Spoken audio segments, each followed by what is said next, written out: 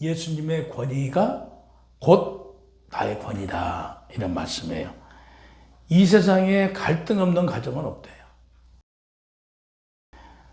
갈등을 대화로 잘 풀면 더 돈독해지고 관계가 더 좋아지는데, 대화로 잘못 풀면 오히려 그 가정에는 문제가 심각해져요. 그래서 더 깊은 문제에 빠질 수 있다. 소통이 안 되는 이유를 보니까요, 자기 말만 안 돼요. 상대방 얘기를 듣지 않아요. 상대방이 무엇을 원하는가를 우리는 알아야 돼요. 그래서 대화는 상대가 무엇을 원하는 것을 답해 줄 때 그 대화는 풀리는 거죠. 근데 내 얘기만, 내 주장만 계속 펼치면 이건 대화가 아니고 독백이다라고 얘기합니다. 우리나라는 그러잖아요. 부부는 일심동체다. 우리 가족은 동일체 의식을 가지고 있지만 사실은 아니다. 각자가 인격체이기 때문에 우리가 그 나의 생각을 이 얘기를 해주고 또 그 상대의 우리 가족의 얘기를 들었을 때 내가 이해하고 그 뜻을 알아갈 때 이 가정이 원만하게 이루어진다. 그런다고 해서 상대가 잘못됐다고 그래서요, 잘못됐다라고 비난하지 말래요. 가족은 흉허물이 없는 사이 같지만 사실은 제일 많이 알잖아요. 가족이 제일 많이 알고 가장 많은 상처를 주고받은 관계가 가족의 관계래요. 보기 싫어도 안 볼 수가 없잖아요, 가족은. 남 같으면 보기 싫으면 안 보는데 가족은 보기 싫어도 볼 수 없는 관계가 가족이다.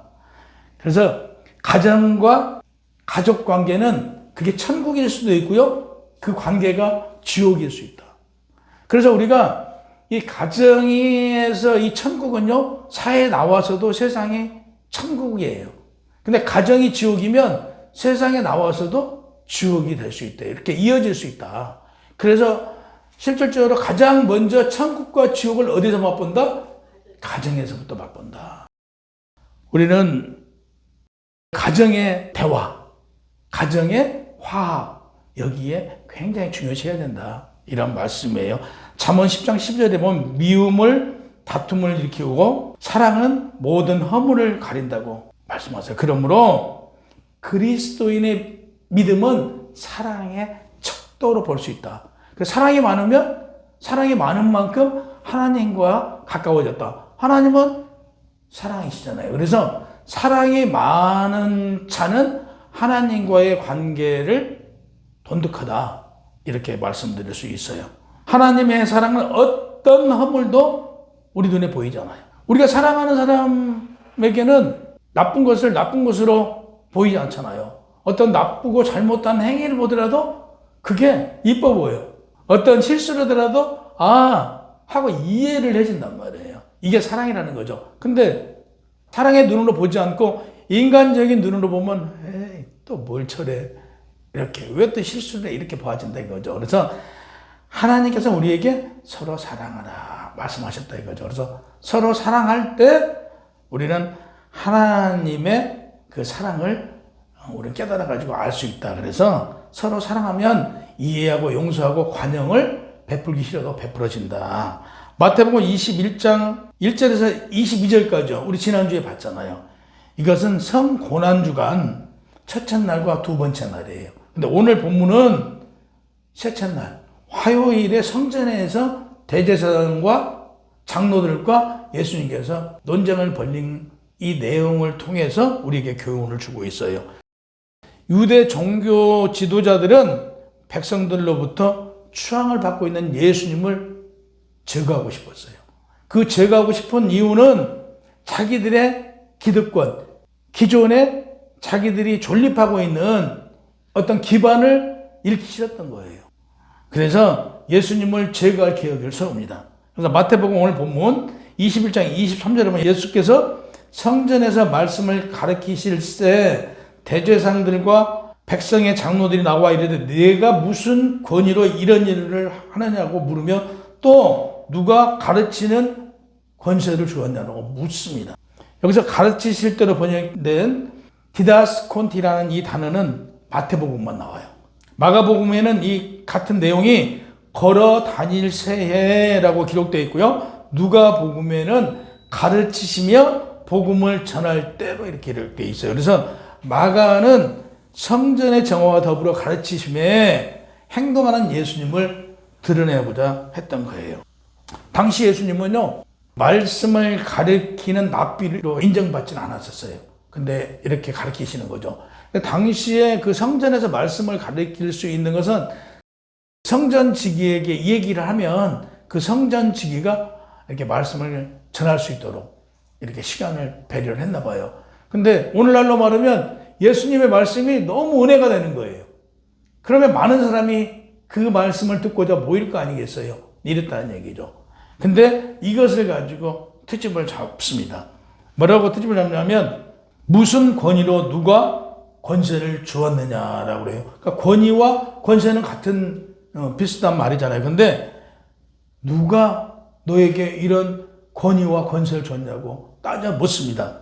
첫 번째 무슨 권위, 두 번째 누가 권세를 주었느냐, 이런 질문에 대해서 반복해서 지금 묻고 있잖아요.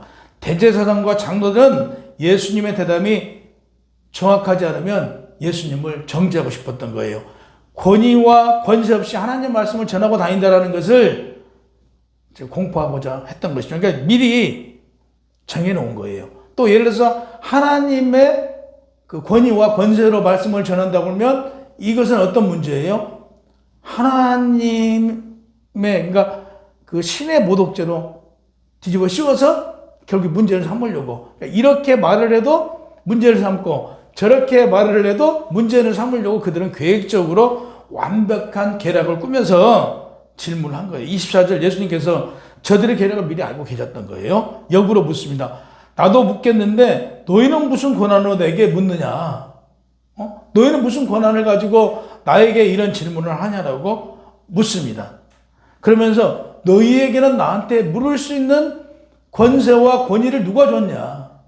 이렇게 역으로 질문합니다. 당시에 그 랍비들은 이렇게 역으로 질문을 해요. 그러니까 토론을 많이 해요. 그 랍비들은. 그래서 이건 당시에 평범한 대화 같지만 예수님께서는 그들이 예수님을 쓰러뜨리려고 넘어뜨리려고 한 것을 알고 혀를 찌른 거죠. 너희는 무슨 권한으로 그러면 나에게 이런 질문을 하느냐? 너희가 대답하면 나도 대답하겠다. 정말 멋지잖아요. 여기서 보면 예수님의 지혜가 정말 대단했던 것 같아요. 역시 우리가 하나님 말씀을 통해서 지혜를 얻어야 된다는 게 알 수 있는 그런 내용이죠. 그들은 깜짝 놀랐어요. 예수님이 그런 대답을 하리라는 건 상상을 못했던 거죠. 전혀 상상을 못했다가 뜻밖의 예수님의 반격에 대해서 이들은 당황합니다. 그리고 그들끼리 모여요. 그래서 대제사장들과 장로들이 지금 모여서 당황하며 이렇게 말합니다.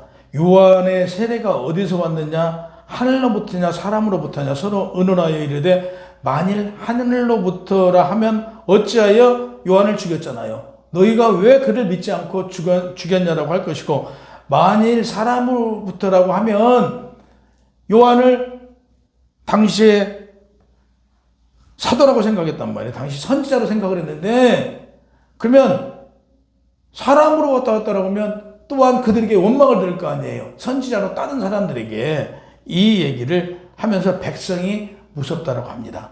하늘로부터로 번역된 누라는 이 단어는 우라노스의 탈격으로서 하늘로부터 기원을 나타내요. 근데 유대인은 하나님이라는 칭호를 안 썼어요. 오늘날 우리는 하나님이라고 칭호를 쓰는데 그들은 하나님이라는 칭호를 쓰지 않기 때문에 그 권세가 하늘로부터 왔느냐 땅으로부터 왔느냐라고 묻는 거예요. 다시 얘기해서 하늘로부터 왔느냐 사람으로부터 왔느냐라고 묻는 거예요. 그러니까 이때 당시 요한도 하나님으로부터라는 단어를 안 쓴 거예요. 하나님이라는 단어를 안 썼기 때문에. 그래서 하늘이라는 단어를 썼습니다.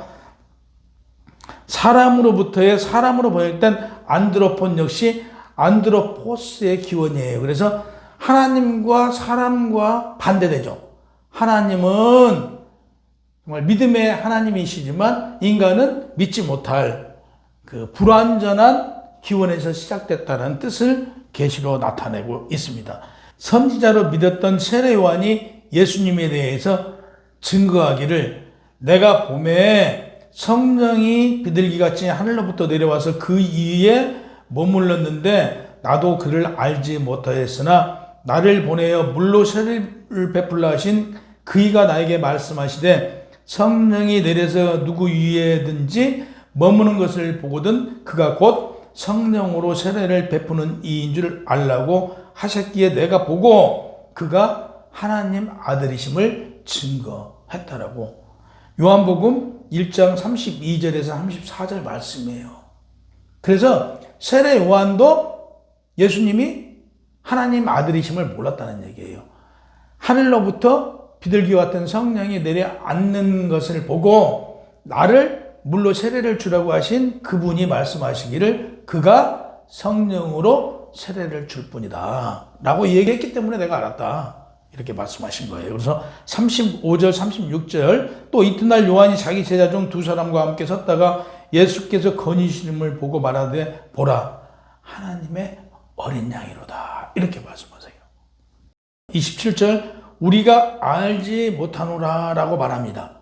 대제사장과 장로들이 예수님께서 이르시되 나도 무슨 권위로 이런 일을 하는지 너희에게 이르지 아니하리라 그랬어요. 신약에서 알다로 쓰인 또 다른 동사 기노스코는 주로 경험에서 얻은 지식을 말해요. 기노스코는 주로 경험에서 얻은 지식, 오이다는 합리적인 사고를 통해서 얻는 지식을 오이다라고 기록되어 있어요. 그래서 복음서에 예수님의 십자가 죽음의 부활, 성령에 대한 지식 등을 인간의 합리적인 생각으로는 알 수가 없어요. 그래서 지식으로 알 수가 없으므로 사도 요한은 오이다를 사용해서 우리의 인간의 지식으로는 하나님, 예수 그리스도가 왜 십자가에 죽고 부활하시고 그분이 우리를 구원하여 주신 줄 알지 못한다는 것을 기록했어요. 대제사장들과 장로들이 우리도 알지 못한다 그래요. 이 말을 KJV 성경에는 대제사장과 장로들이 말할 수 없다라고 번역했어요. 그들이 공경에 빠진 거예요. 역질문을 받고. 그래서 예수님의 질문에 긍정도 부정도 할 수 없는 궁지에 몰린 거죠. 비겁한 행동이었다라고 성경에 기록되어 있어요. 반면 예수님이 이르지 아니하리다라고 말씀하셨어요. 그들은 우리는 알지 못한다고 했고요. 예수님께서는 이르지 아니하리라라고 말씀하셨는데요.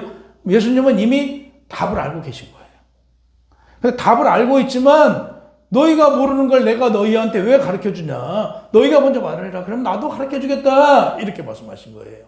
곧 한마디로 너희 공경에 빠진 너희들, 내가 너희들에게 이렇게 답을 했을 때 너희는 답을 못할 것을 이미 예수께서는 아시고 질문을 했어요. 결국에 그들은 답을 못하잖아요. 이것은 내가 하나님의 아들이심을 간접적으로 이제 예수님이 누구신가를 드러내고 있는 거예요. 세례 요한의 권위 출처를 역질문을 함으로써 예수님 자신이 유대 종교 지도자들의 음모를 분해시켰잖아요.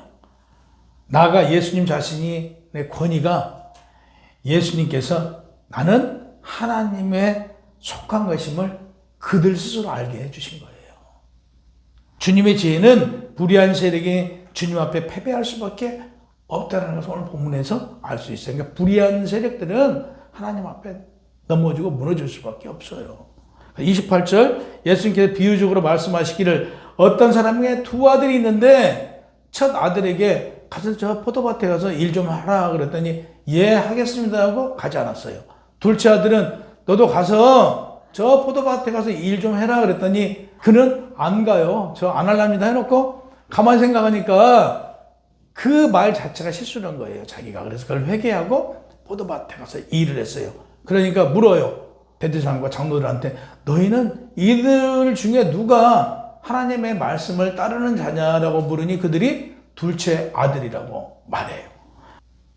이 비유는 다시 얘기해서 너희 이스라엘 유대 종교 지도자인 너희들이 첫째 아들이다 이거예요. 너희는 하나님의 말씀을 받고도 예 말씀대로 따르겠습니다 해놓고 따르지 않는 걸 지금 지적한 거예요. 그러나 반면 둘째 아들은 아니요, 저희는 예수님의 말씀, 하나님의 말씀을 따르지 않겠습니다 해놓고 회개하고 따르고 있어요. 이게 바로 이방인과 세리와 창녀들이 그들은 아니요 해놓고 회개하고 하나님의 말씀을 따른다. 그러므로 너희들보다 누가 먼저? 이방인과 세리와 창녀가 먼저 하나님 나라에 들어간다. 그리고 그 후에 너희가 하나님 나라에 들어가리라. 그러니까 첫째가 둘째 됐어요. 둘째가 첫째 됐고 우리가 그들보다 늦게 믿었어요. 늦게 알았지만 우리는 불순종했어요. 불순종했지만 우리는 순종함으로 하나님 나라에 먼저 들어가고 그들은 나중에 들어온대요. 한글 성경에는 첫째 아들하고 둘째 아들하고 둘째가 회개한 걸로 되어 있잖아요. 근데 원문 성경에는 맏아들이 회개한 걸로 되어 있어요. 그리고 둘째 아들이 간다고 해놓고 안 간 것으로 되어 있어요. 근데 이제 무슨 의도로 이렇게 성경이 기록되어 있는지는 알 수 없으나 이 또한 하나님의 뜻이 있었기에 이렇게 바뀌어 있을 걸로 믿습니다. 이 예수께서 두 아들을 비유로 말씀하신 것은 둘째 아들 된 우리가 좀 더 하나님 뜻대로 살아가고 있어요. 지금 믿음으로. 근데 더 돈독한 믿음으로 하나님을 따라 나아갈 때 우리에게는 어떤 길이 하나님의 나라의 문이 활짝 열려 있다는 사실을 늘 인지하고 하나님의 뜻에 합한 삶을 살아가는 일방으로 교회 성도 여러분이 되시기를 주님의 이름으로 축원합니다.